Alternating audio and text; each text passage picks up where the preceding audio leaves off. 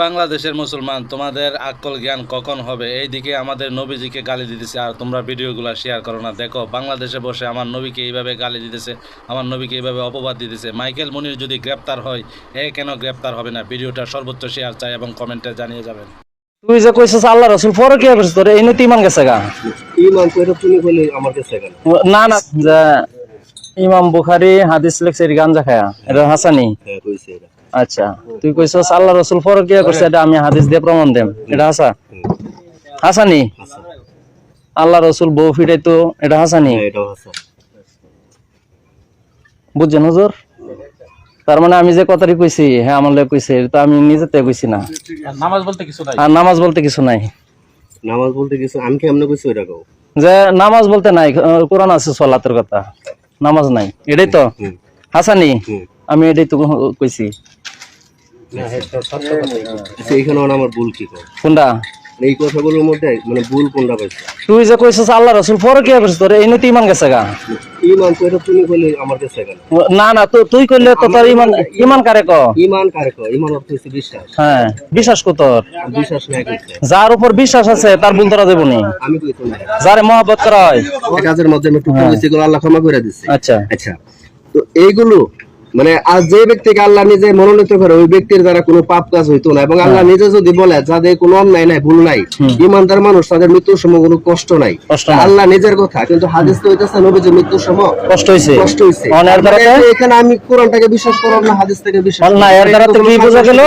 এর দ্বারা কি বোঝা গেল আল্লাহ রাসূল? আমি হাদিস বিশ্বাস করি না, এই কারণে আমি বিশ্বাস করি কোরআন বিশ্বাস করি আল্লাহ রাসূল ইমানদার ছিল। যদি হাদিস বিশ্বাস করি তাহলে কোরআনের সাথে দুইটা মিলাই এখানে সাংঘর্ষিক হইতো। আচ্ছা, এর দ্বারা কি হলো? আমি হাদিসে যাই নাই।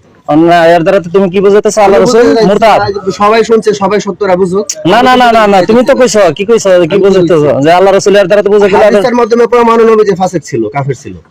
নবীজি নাউজুবিল্লাহ, এখন তো বুঝছেন আল্লাহ রাসূল ফাসিক ছিল, কাফের ছিল। আমার কথার পয়েন্টটা ধরো, আমার কথার পয়েন্ট ধরতে বা কথা না বুঝে কথা উত্তর দিলে হইব না।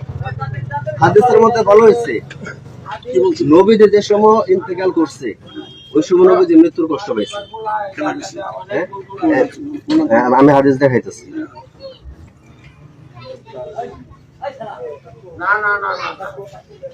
আল্লাহ রাসূল যদি কাফেরই হয়, ফাসিকই হয়, আমি বিশ্বাস করি আল্লাহ রাসূল কাফের ছিল না, কারণ যে ব্যক্তির দায়িত্ব আল্লাহ নিজে নেয় ওই ব্যক্তি কোনোভাবে কাফের ছিল না। ছিল না?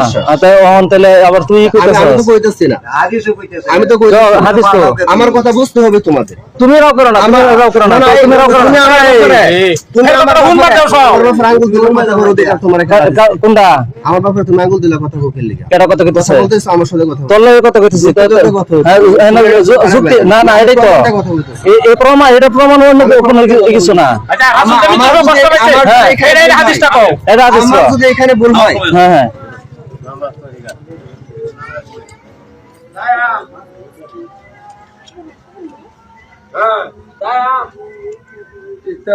যারা ইমানদার, ইমানওয়ালারা জীবনে আল্লাহ রাসূলের বিরুদ্ধে এই সমস্ত কথা কেউ সহ্য করবো?